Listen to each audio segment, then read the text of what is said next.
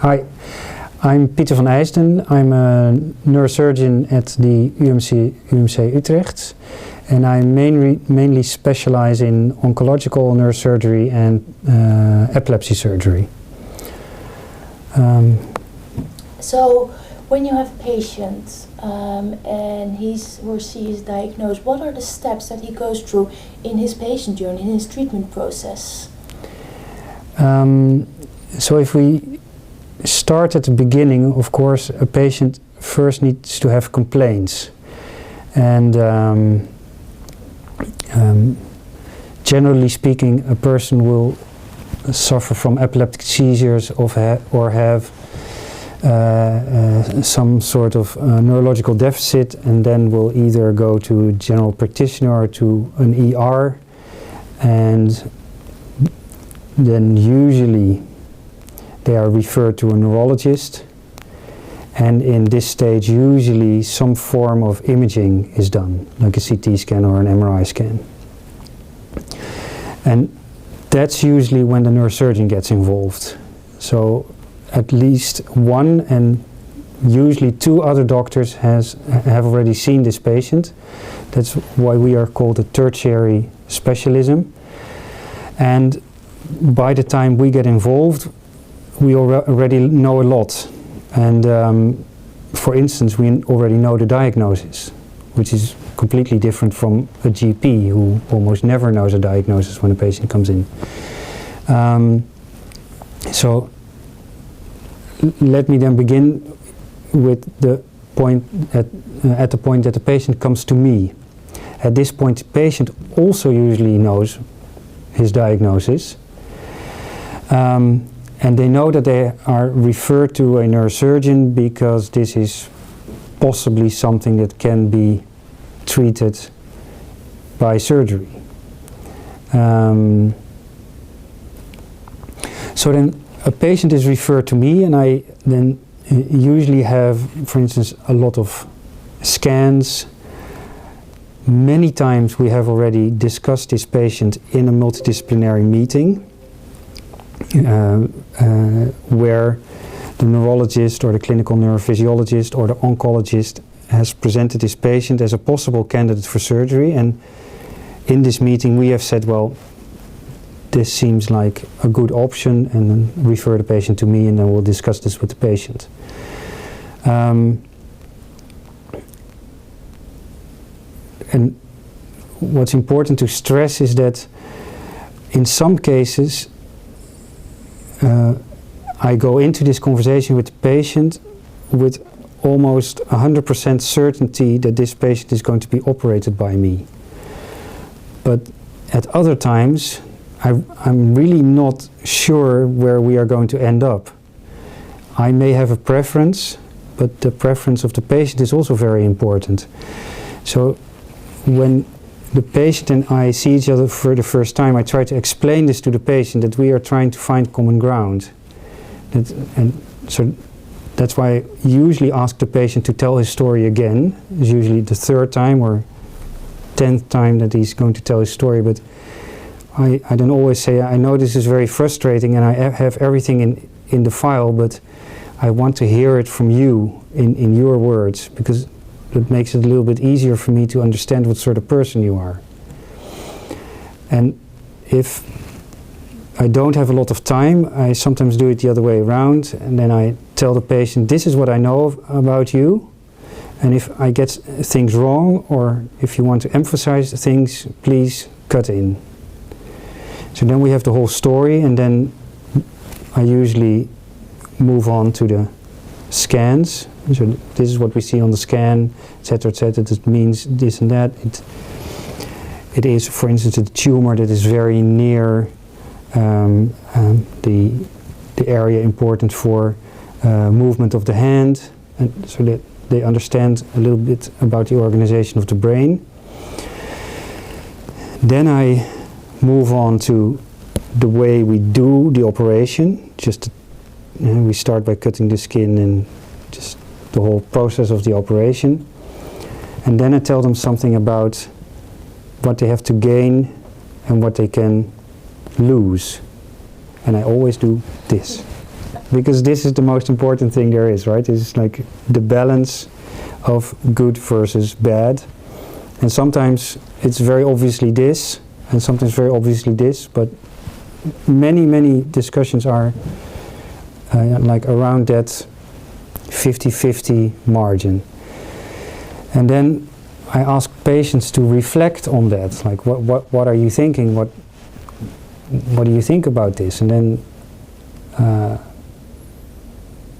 sometimes people have a very clear idea of what they want. Usually they will say, well, I knew I was going to a neurosurgeon, so I knew that surgery was going to be an option, and this sounds like a good plan. But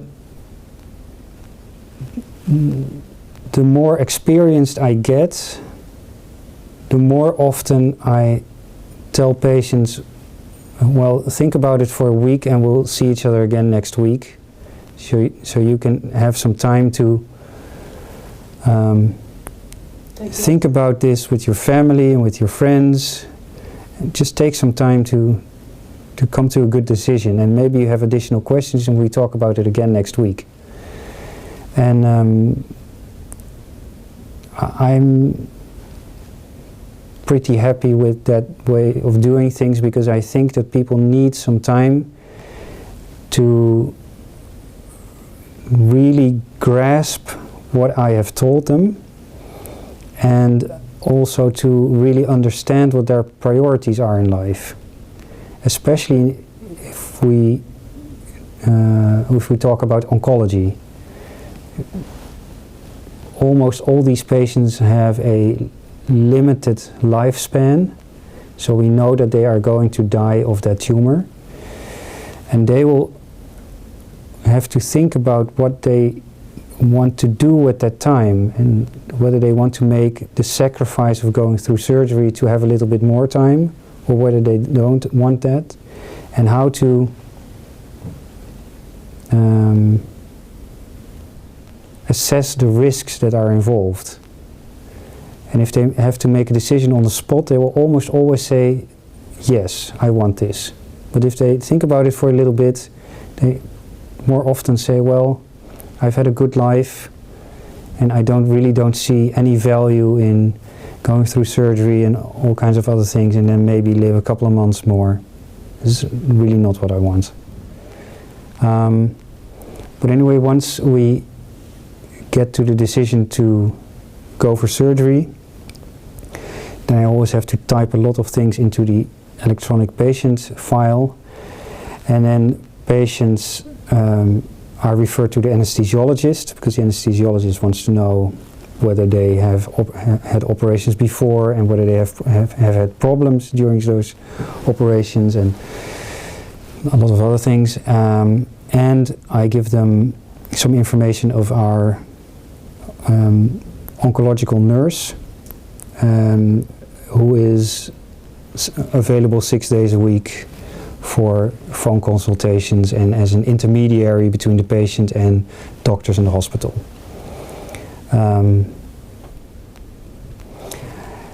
Then the patient is on the waiting list, and then behind the scenes I have to negotiate with the planners and with my colleagues when well, this is really how it goes, right? When I can operate this patient. Then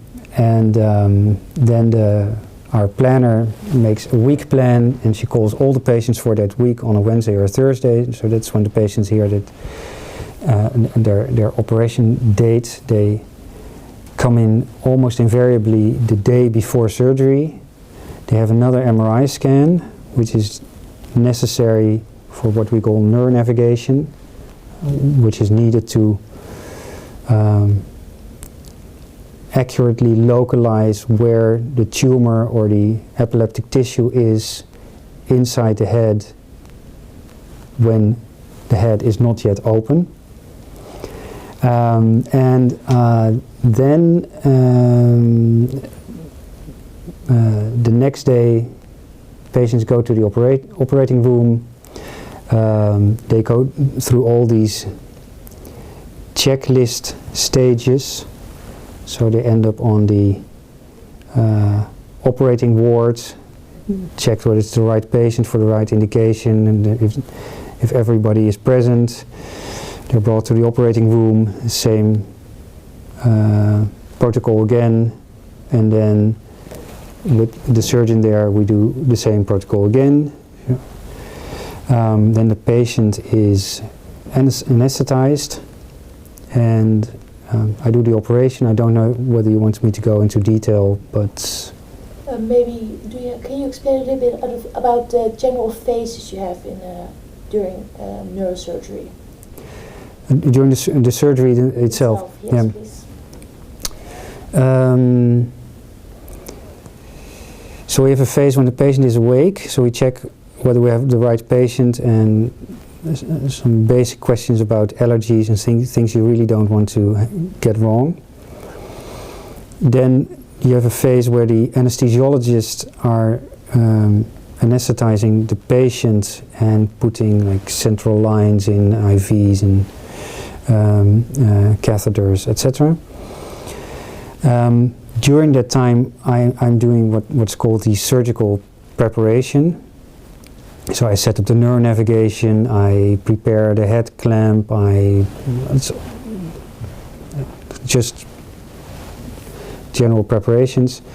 Once the anesthesiologist is ready, then I can put the head clamp on the patient, and the patient's head is fixed to the table. And I do, I think, what you can consider like surgery that you don't have to be in a sterile field for yet.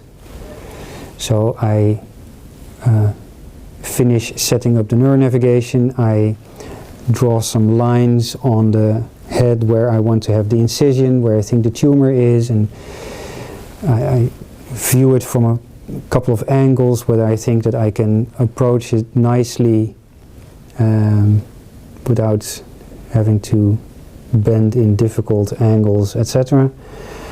And then when I'm happy, then I ask the scrub nurse to drape the patient. I wash my hands, and then I put on my surgical gown, and then we start with the incision. Then we do the craniotomy, so we take the skull flap out, we open the dura, we enter the brain, and then we do the operation.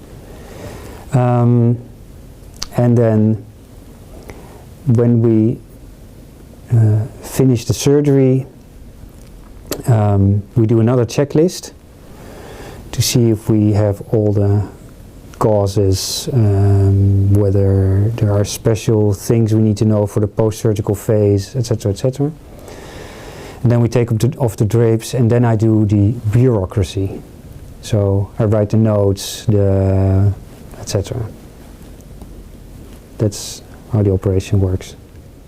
Perfect. And after the surgery, what happens with the patient?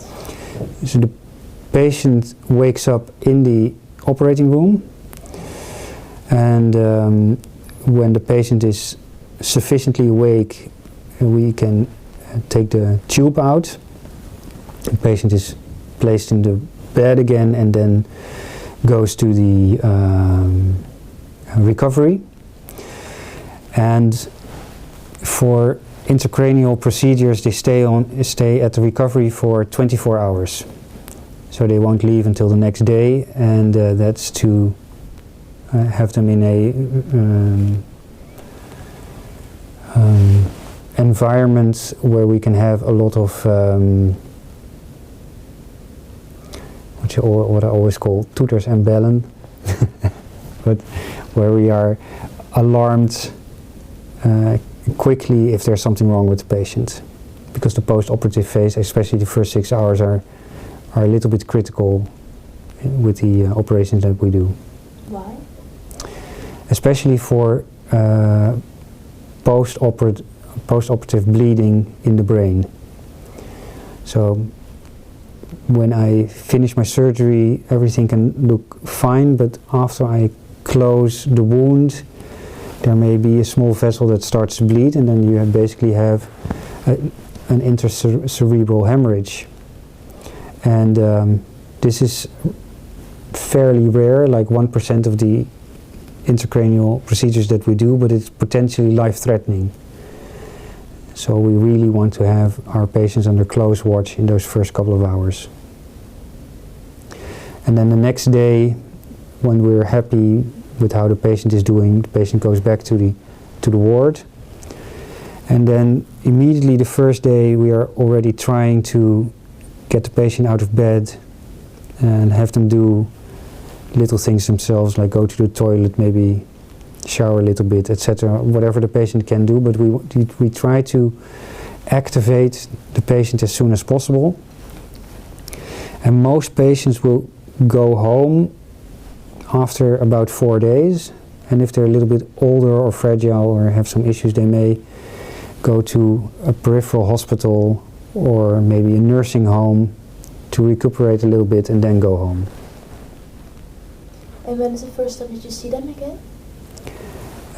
6 weeks after surgery at the outpatient ward. Yeah, I try to see my patients every day when they're in hospital, but we always see them after 6 weeks, and we jokingly but sort of seriously say about that is early enough to detect things that may go wrong in the future, and it's late enough not to be bothered with the small stuff that everyone has after surgery.